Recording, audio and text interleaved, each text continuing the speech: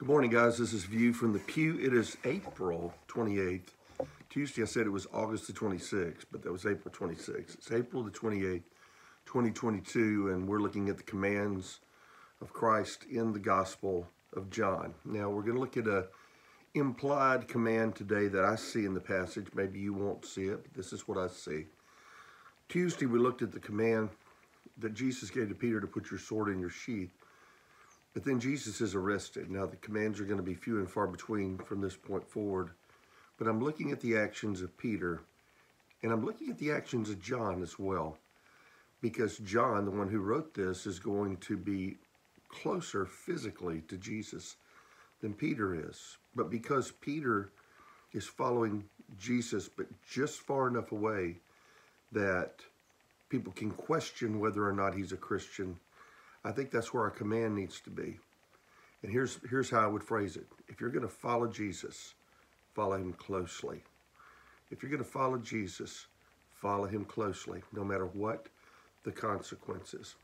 And I don't know if I want to share all of what's going to go on here, but I can share a little bit.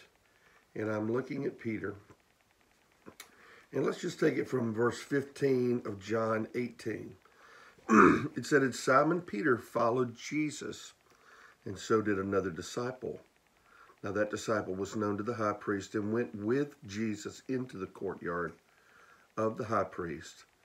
But Peter stood at the door outside. Then the other disciple, who was known to the high priest, went out and spoke to her, who kept the door, and brought Peter in.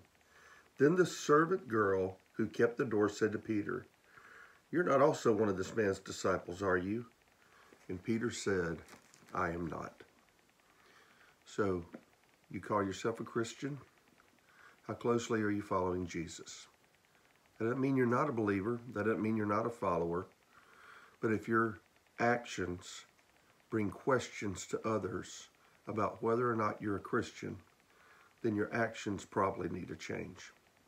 People ought to know beyond a shadow of a doubt we are a faithful follower of Jesus Christ.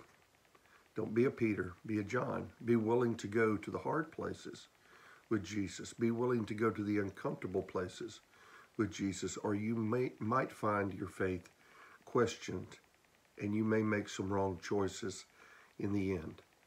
Now, we'll get to the end of John, and we'll see Jesus redeem Peter. But just remember this.